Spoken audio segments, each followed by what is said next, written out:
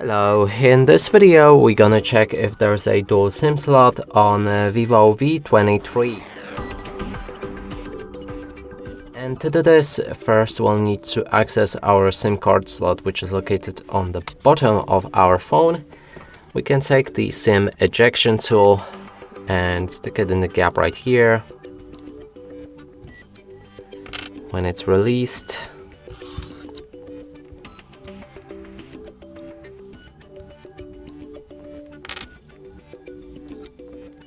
we can find the SIM slot number 1 on this side, and on the other side there's a second SIM slot. So that confirms it. This device does have the dual SIM slot. And that's it for this video. Hope you like it. Please consider subscribing to our channel, leave a like and a comment below.